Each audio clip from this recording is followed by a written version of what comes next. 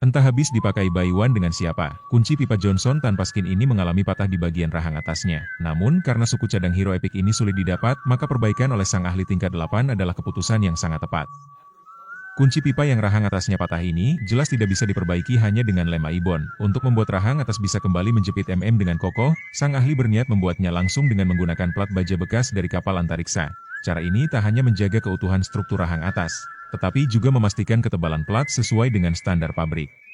Dengan pemotongan menggunakan oksi-asetilena yang sangat presisi, plat baja mulai membentuk rupa dasarnya. Selanjutnya, agar plat baja bisa dikerjakan di mesin bubut, sang ahli lebih dulu mengelasnya ke sepotong pipa besi. Dengan begitu, plat bisa berputar mengikuti pipa untuk memudahkan pembuatan gigi-gigi rahang atas.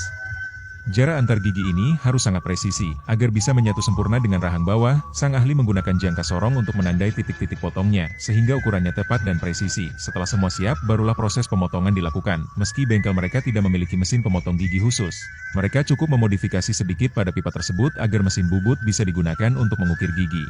Itulah inovasi brilian yang seharusnya didengar pemerintah bukan malah membungkamnya. Lanjut, setelah gigi berhasil dibentuk sesuai ukuran, pipa besi yang digunakan untuk mengelas plat harus dipisahkan kembali agar plat bisa dibentuk sesuai tampilan luarnya. Karena kunci pipa umumnya memiliki celah rahang yang bisa disesuaikan, maka diperlukan ulir pada permukaannya agar bisa bergerak maju mundur cantik saat diputar menggunakan mur pengatur. Inilah alasan kenapa plat lebih dulu dibentuk bulat agar bisa diukir ulir menggunakan pisau ulir. Ketika diameter sudah sesuai standar dan dicek menggunakan jangka sorong, barulah ulir dibuat mengikuti ukuran dan pitch mur asli. Karena suhu saat pemotongan sangat tinggi, sang ahli harus terus mengoleskan pelumas agar pisau bubut tidak cepat rusak. Meski tidak seefektif cairan pendingin khusus, pelumas ini cukup membantu meringankan beban kerja pisau. Setelah ulir jadi, dilakukan pengujian putar menggunakan mur pengatur. Jika terasa serat atau macet, tinggal dikoreksi dengan amplas agar pergerakan mur bisa lancar seperti aslinya. Fungsi utama sudah berhasil diperbaiki, tetapi lubang tempat rahang atas pada bodi kunci berbentuk kotak. Agar rahang bisa terpasang pas di dalamnya, sisi-sisi rahang harus diratakan menggunakan mesin milling yang lebih canggih. Hanya bila kedua sisi telah rata sesuai standar, barulah rahang bisa masuk pas ke lubangnya.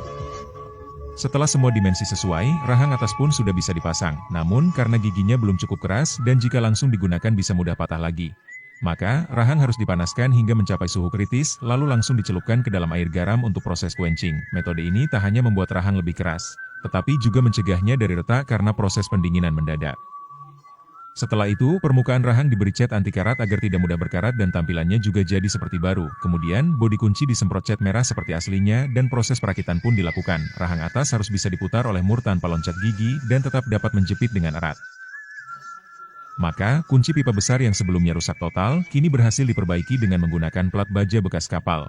Dan Johnson pun siap mengelilingi Land of Dawn lagi dengan tenang.